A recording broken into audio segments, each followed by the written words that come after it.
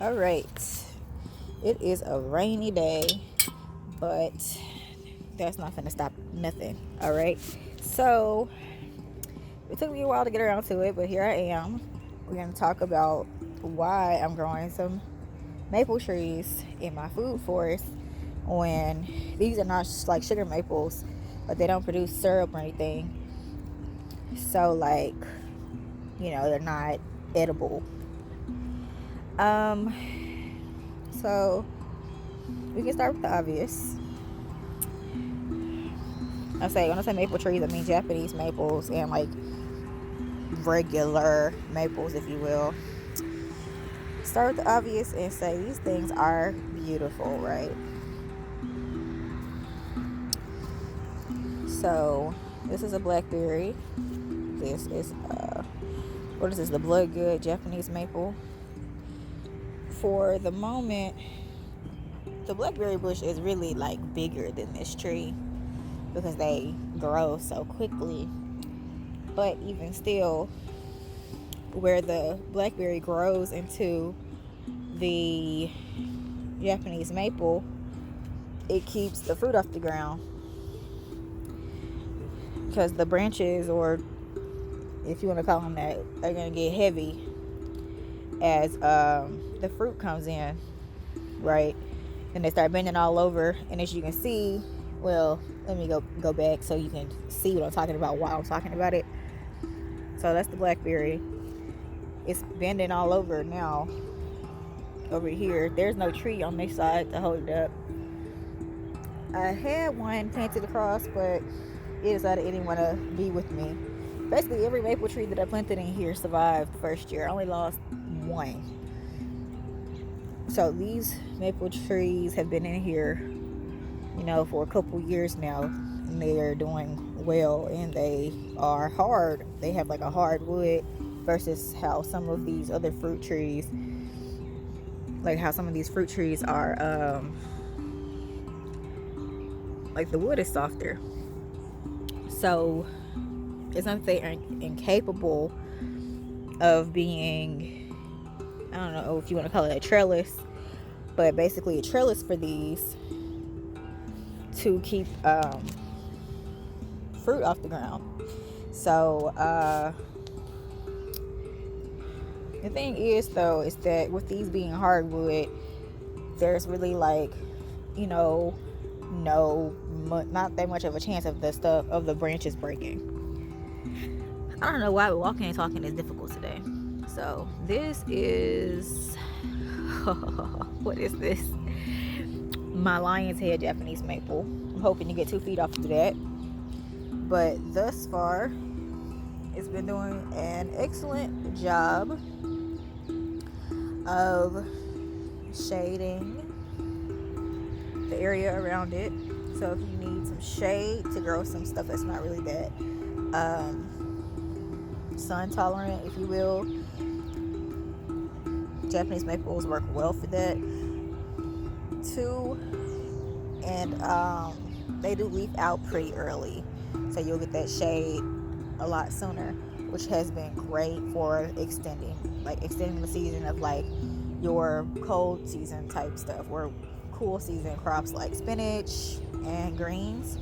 So when I grow those, the patches underneath the maple trees, underneath the fruit trees, tend to survive for longer because it's not quite as hot underneath those trees where it's shady.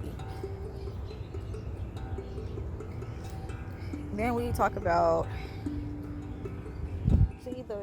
the Japanese maples don't grow as quickly as my maple tree, which is that baby over there. So let's go over there so we can talk about that. This is the October Glory maple over here. Now, I haven't decided yet just how tall I'm gonna let it get before I keep pruning it, to maintain a size. But it's supposed to be able to get up to about 70 feet. Of course, I don't want, I could keep a 70-foot tree in here just because there are no other trees just super close to this. But when this thing drops leaves in the fall, right? Like all of these leaves fall off, right?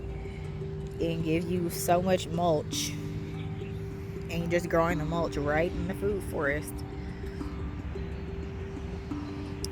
And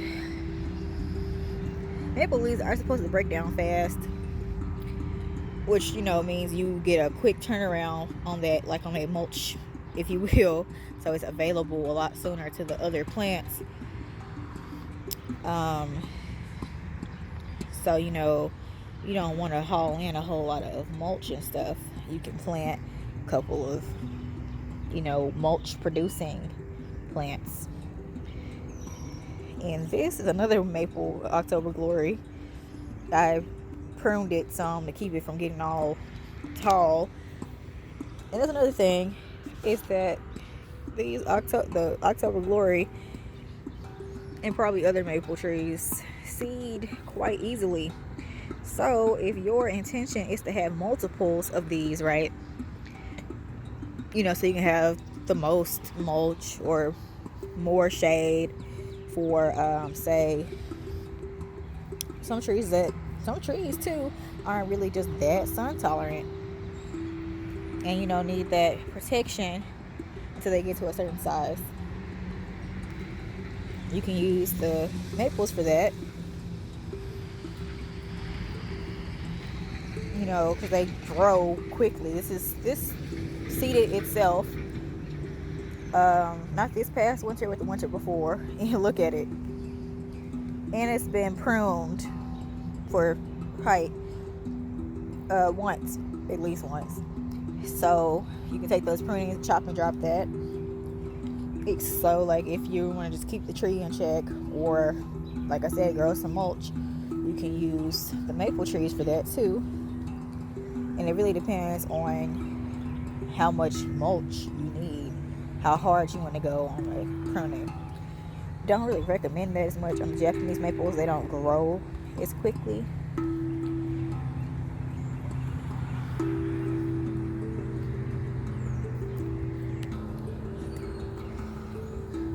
Because they don't grow as quickly, right?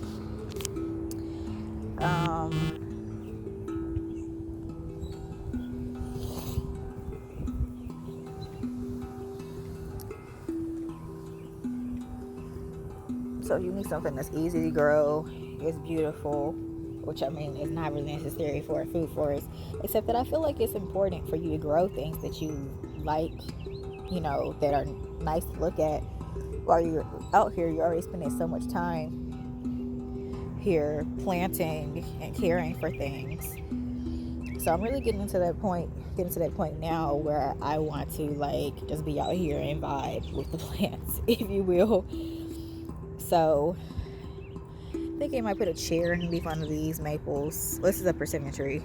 I'm just showing y'all what's going on out here. So as this gets taller, it'll be a nice place to sit beneath, you know, it's casting shade. I'll plant more blackberries to train through more of these maples. That'll keep them off the ground as the fruit comes in.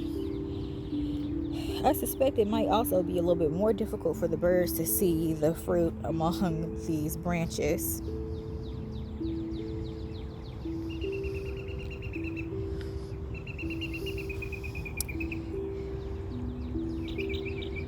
Especially with the October Glory maple.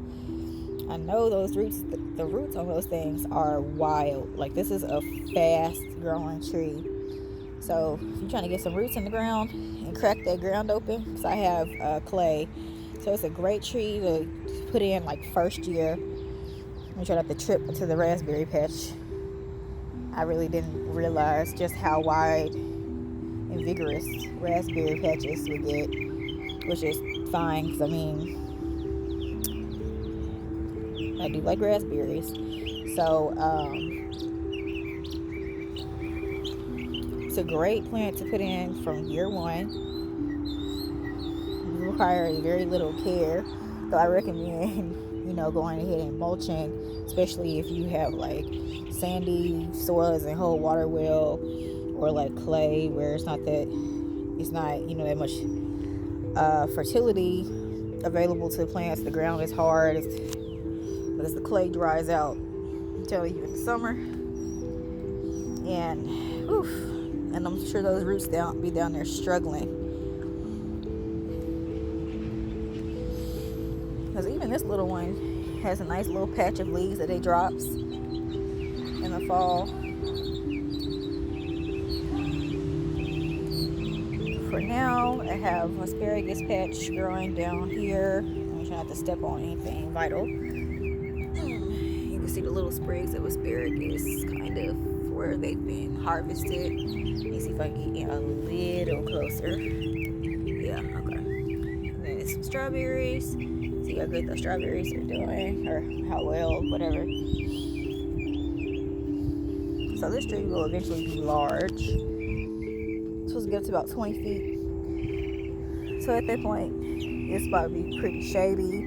The strawberries probably will run themselves someplace else. And we'll have a nice little canopy.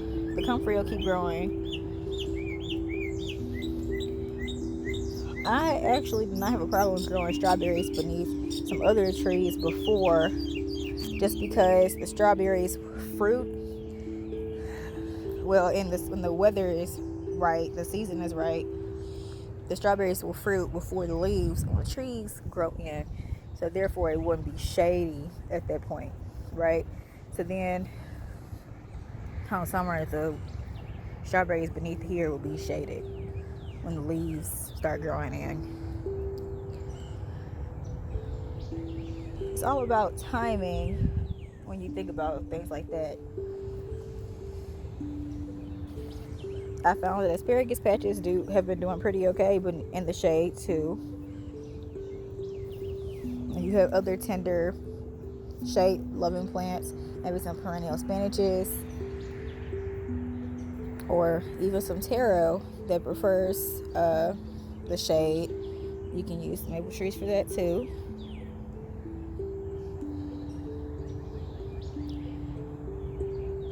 But I will say that these are just all excuses that I had to tell myself in order to be like, oh, these trees kind of expensive. You probably should just buy some more fruit trees and chill.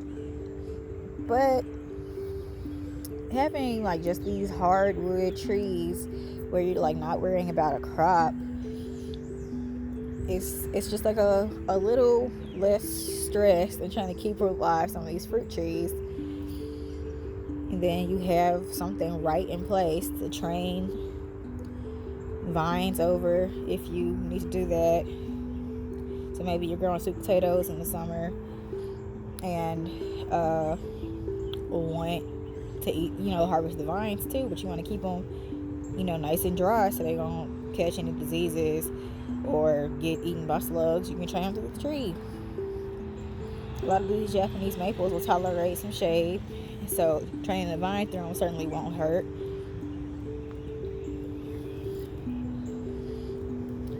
Which is, unlike a lot of fruit trees, which most people will say need like full sunlight, and you want to keep them, aerated, but there's no crops on the maple tree, so that's not a concern here. It's just something that you want to think about when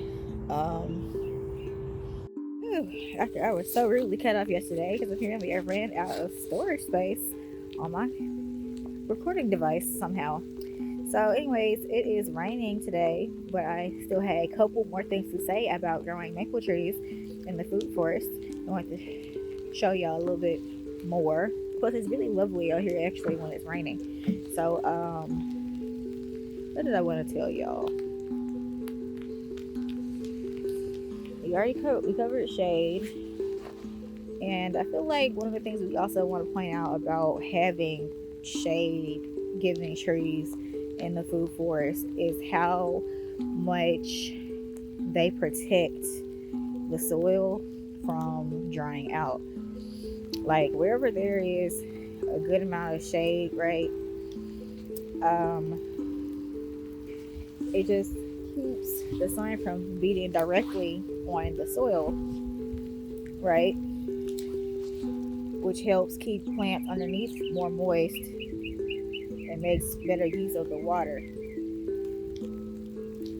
Of course, as I don't know, I keep repeating this, but I am going to, so y'all won't be like, oh my gosh, she said I have to put maple trees in. I didn't say that. I didn't say that. You can use other trees for this purpose, but as maple trees are shade trees, they are going to provide a lot more shade than others. Oh, look, more asparagus is popping up. Y'all did not believe in this asparagus. I didn't think it was gonna make it, but it said a little mulch can't stop me.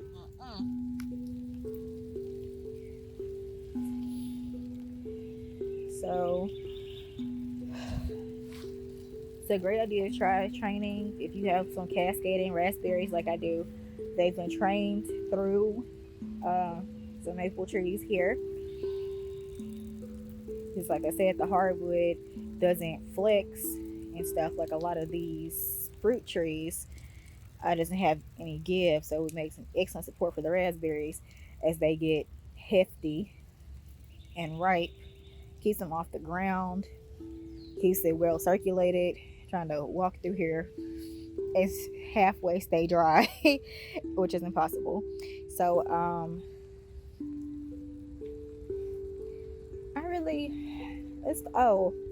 another thing I made a mental note of to mention was that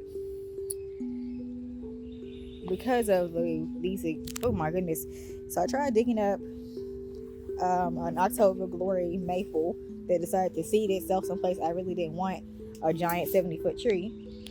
And when I tell you the root system on this little bitty thing, it was a tree about this size. Right, this is another October Glory that I just I decided I didn't want to do any more digging here, especially if I could avoid it. So I'm just using it for chop and drop. But the root system on a maple tree this small is just like wild. Okay, so these make excellent trees. Like I said, put them in there year one. It'll help crack the ground open and start providing an excellent amount of like aeration and space for soil life to get started. I actually mulched this one between yesterday's video and today. This will be a potato patch, so we're gonna see how that goes. Because right now this tree isn't, I don't want to say it's not providing shade, because it is, but you have to keep in mind that the sun moves across the sky, right? So as the sun is like moving across the sky, it's hitting the ground at different angles. So I'm guessing this potato patch will do quite well. As you have to, I'm also thinking about how the maple tree, like I said, the root system is something to be awed after and a little bit terrified of for anybody who has the misfortune of having to dig up one of these. So that should help keep the ground nice and loose to make space for the potatoes, right? Because your underground vegetables, root vegetables like potatoes and even carrots, here's a patch of carrots here, need that nice loose soil to get big and to grow well, right?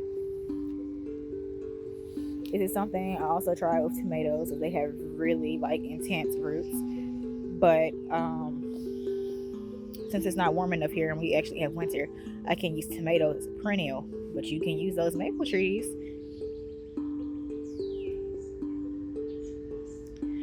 Because of how extensive this root system is, like these roots are like dumb strong and thick. I'm expecting, especially with this addition of mulch, which I will be adding to for these potatoes, to have a nice loose area to grow well in. I tried this with, I said, tomatoes and sweet potatoes my first year doing this food forest, and the sweet potatoes were something awe-inspiring. I'll add a photo so you can see, because back then I wasn't recording videos of things out here. I'm sorry, I was selfish back then. And now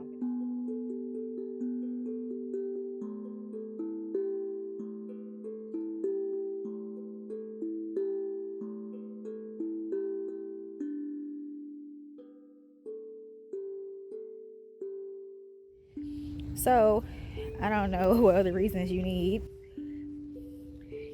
You know, if you're a little hesitant, it's always a little scary to try new things when food foresting, especially I feel like especially now because you get like this is my third year. I've lost a lot of stuff. Some things didn't do well. Some things that had to move in order for them to thrive. So there's always just a little niggling in the back of your head telling you, I don't know if that's a good idea. So I mean, start small with it, right? Try one maple tree or some other tree that you like a lot that is fast growing, or even with the Japanese maples, which are not fast growing, live a long time. So you can prune them in an open way to make space to use them as places to grow grapes, keep the grapes off the ground, to grow blackberries, raspberries, even like I was saying, to grow sweet potato vines if you want to. Ow, I feel like something just stung me. If you want to, sorry, grow sweet potato vines and keep them, nice and healthy so you can eat the ooh, the sprigs. Oh my god, my brain is dying, y'all. So, anyways, that's a patch of asparagus, and let me stop running my mouth. Please like and subscribe for more. So you have hands like hands and feet like feet, and all of you is beautiful. You can hit the comments in the description to help support the channel by purchasing copies of my books and streaming my music. I will certainly appreciate it, and it'll help make sure I can keep making more videos for everyone. All right, now, bye.